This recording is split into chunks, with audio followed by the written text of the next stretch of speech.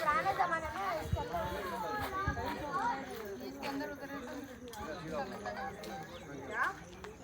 ನೋಡೋಣ ಅಲ್ಲೇ ಗೊತ್ತಾಗಿಲ್ಲ. ಸೊ ಇವಾಗ ನಾವು ನೋಡ್ತಾ ಇರ್ತಕ್ಕಂಥದ್ದು ಪುಷ್ಕರಣಿ.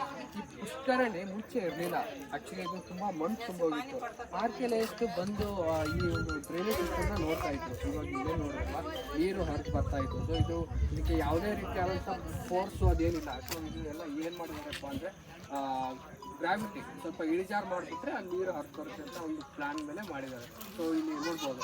ಆವಾಗ ಆರ್ಕಿಯಾಲಜಿಸ್ಟ್ಗೆ ಒಂದು ಸಂಶಯ, ಅಲ್ಲಿಂದ ಎಲ್ಲ ಕಡೆಯಿಂದ ನೀರು ಬರುತ್ತೆ, ಬಂದು ಇಲ್ಲಿ ಯಾಕೆ ಕೆಳಗೆ ಹೋಗುತ್ತೆ, ಹೋಗೋದಾದರೆ ಎಲ್ಲಿಗೆ ಹೋಗುತ್ತೆ, ಯಾಕೆ ಇಲ್ಲಿ ಎಂಟಾಗಿದೆ ಅಂತ ಇನ್ನೊಂದು ಸಂಶಯ ಬರ್ತದೆ.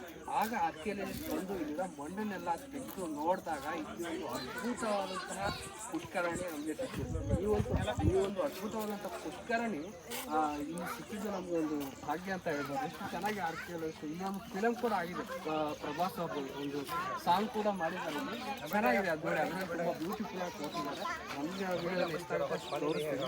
ಸೊ ಈ ಒಂದು ಸುಂದರ ನೋಟವನ್ನು ನೀವು ಕೂಡ ಅನುಭವಿಸ್ತೀವಿ. ಆ ಕಡೆ ಎಲ್ಲ ತೋರಿಸ್ತೀವಿ.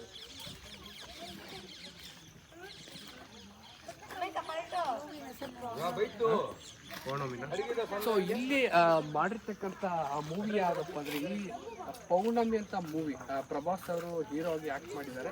ಅಲ್ಲಿ ಬರ್ತಕ್ಕಂಥ ಒಂದು ಸಾಂಗಲ್ಲಿ ಈ ಪುಷ್ಕರಣಿಯ ಒಂದು ವಿಡಿಯೋ ಇದೆ. ಸೊ ನೀವು ಅದನ್ನು ಡೆಫಿನೆಟ್ ಆಗಿ ನೋಡಬೇಕು. ಅದು ನೋಡಿದ್ರೆ ಇದು ರಿಯಲಿಸ್ಟಿಕ್ಕು ಸಿನಿಮ್ಯಾಟಿಕ್ ವ್ಯೂ ನಿಮಗೆ ಗೊತ್ತಾಗುತ್ತೆ.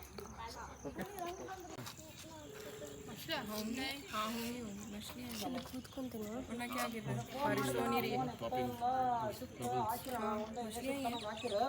ನಾ ಮತ್ತೆ ಅವ್ನ ಫೋನ್ ಮಾಡಿ ಅಲ್ಲೇ